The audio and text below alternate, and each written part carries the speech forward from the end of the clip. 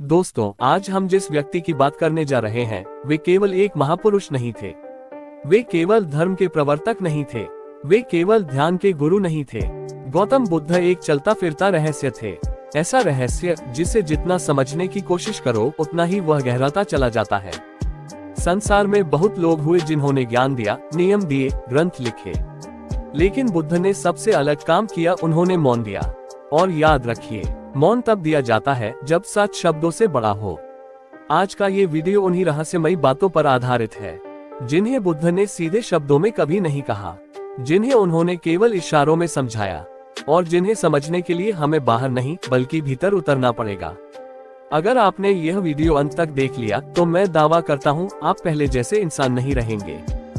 अध्याय 1, बुद्ध का जन्म। क्या ये केवल एक संयोग था? 563 BC, लुम्बिनी, एक शांत रात और एक ऐसा जन्म जिसने इतिहास की दिशा बदल दी। गौतम बुद्ध के जन्म से पहले उनकी माता रानी मायादेवी ने एक अद्भुत स्वप्न देखा। उन्होंने देखा कि एक 6 दांतों वाला सफेद हाथी स्वर्ग से उतरकर उनके गर्भ में प्रवेश कर रहा है। अब यहाँ रुकिए, यह कोई सामान्य सपना नहीं था। उस समय के विद्वानों और ज्योतिषियों ने कहा, यह बालक या तो चक्रवर्ती सम्राट बनेगा या संसार को दुख से मुक्त करने वाला महात्मा।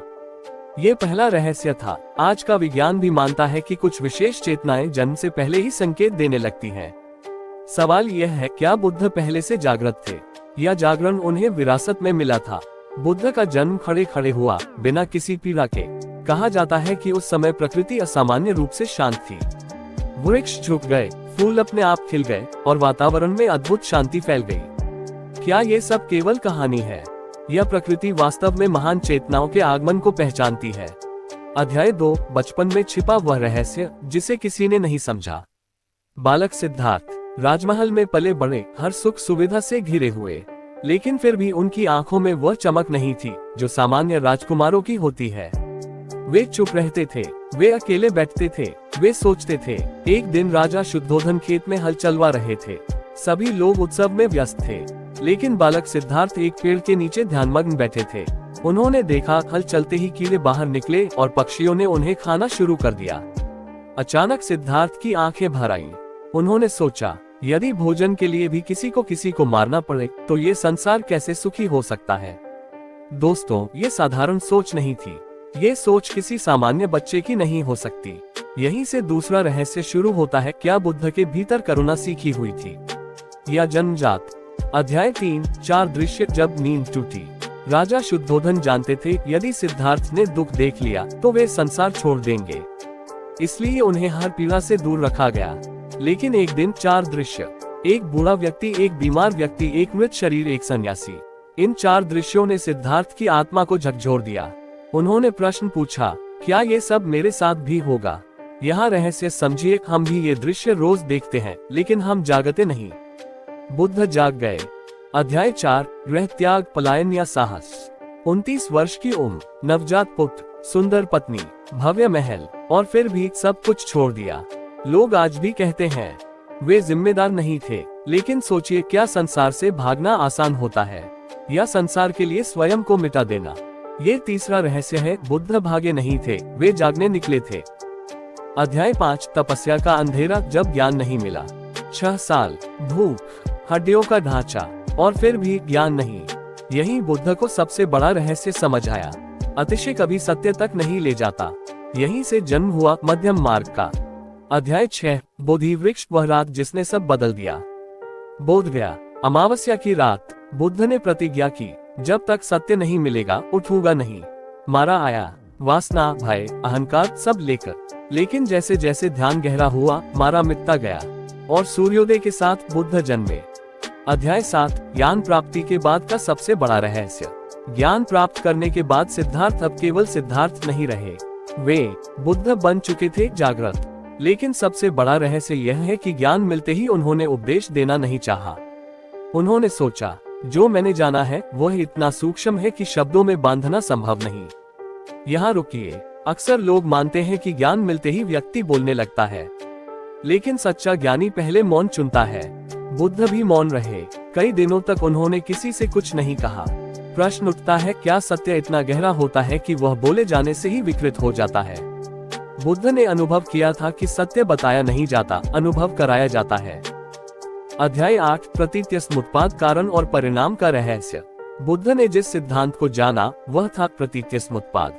इसका अर्थ है ये होने से वह होता है, यह न होने से वह नहीं होता। सुनने में सरल लगता है, लेकिन यही जीवन और मृत्यु का पूरा गणित है। बुद्ध ने कहा, अज्ञान से संस्कार, संस्कार से चेतना, चेतना से नाम रूप, नाम रूप से स्पर्श, स्पर्श से वेदना, वेदना से तृष्णा, तृष्णा से उपादान, उपादान से भाव, भाव से जन्म, जन्म से वृद्धावस्था और मृत्यु। दोस्तों, ये केवल दर्शन नहीं है, यह मन के भीतर चल रही प्रक्रिया का एक्स-रे है। सबसे बड़ा रहस्य यह है कि अगर बीच की किसी एक कड़ी को तोड़ दिया जाए तो पूरा दुख चक्र टूट सकता है। अध्याय 9 4 आर्य सत्य जो दिखते सरल है पर हैं सबसे गहरे। 1 दुख है। बुद्ध ने यह नहीं कहा कि जीवन दुखमय है, बल्कि उन्होंने कहा जीवन में दुख का अनुभव अवश्य होगा। ये स्वीकार करना ही पहली क्रांति है। 2 दुख का कारण है। दुख बिना कारण नहीं होता। कारण है तृष्णा, इच्छा, पकड़। 3 दुख का निरोध संभव है। ये सबसे आशावादी सत्य है। यदि कारण है तो समाधान भी है। 4 दुख निरोध का मार्ग है, और यही मार्ग है अष्टांगिक मार्ग। रहस्य यह है कि अधिकतर लोग चौथे सत्य तक पहुंचते ही नहीं। अध्याय 10 अष्टांगिक मार्ग भीतर परिवर्तन की तकनीक। अष्टांगिक मार्ग को यदि आज की भाषा में समझे तो यह एक पूर्ण मानसिक प्रशिक्षण प्रणाली है। 1 सम्यक दृष्टि रियलिटी को बिना भ्रम देखना। 2 सम्यक संकल्प इंटेंशंस की शुद्धता। 3 सम्यक वाणी शब्दों की ऊर्जा। 4 सम्यक कर्मांत एक्शंस की जिम्मेदारी। 5 सम्यक आजीविका कमाई में अहिंसा। 6 सम्यक प्रयास नकारात्मक विचारों को रोकना। 7 सम्यक स्मृति वर्तमान में जीना। 8 सम्यक समाधि चेतना की उच्च अवस्था। रहस्य यह है कि यह कोई धार्मिक मार्ग नहीं बल्कि वैज्ञानिक प्रक्रिया है। अध्याय 11 अनात्मा सिद्धांत सबसे डराने वाला सत्य। बुद्ध कहते हैं कोई स्थायी आत्मा नहीं है। ये सुनकर लोग डर जाते हैं। यदि आत्मा नहीं है तो मैं कौन हूँ? बुद्ध कहते हैं तुम एक प्रक्रिया हो, कोई वस्तु नहीं। यह विचार अहंकार को तोड़ देता है, और यही इसका सबसे बड़ा रहस्य है। अध्याय 12 शून्यता खालीपन नहीं पूर्णता। जब बुद्ध शून्यता की बात करते हैं तो लोग समझते हैं कुछ भी नहीं, लेकिन बुद्ध का शून्य है सब कुछ होने की संभावना। जैसे आकाश स्वयं कुछ नहीं है, लेकिन सब कुछ उसी में घटता है। अध्याय 13 मौन। जब बुद्ध ने उत्तर नहीं दिया, कई बार लोगों ने बुद्ध से पूछा ईश्वर है या नहीं, आत्मा अमर है या नहीं, ब्रह्मांड सीमित है या अनंत। बुद्ध चुप रहे। यह कोई अज्ञान नहीं था, ये करुणा थी, क्योंकि हर प्रश्न का उत्तर शब्द नहीं होता। अध्याय 14 बुद्ध और चमत्कार। सच क्या था? बुद्ध ने चमत्कार किए, लेकिन उन्होंने मना भी किया। क्यों? क्योंकि लोगों का ध्यान सत्य से भटक सकता था।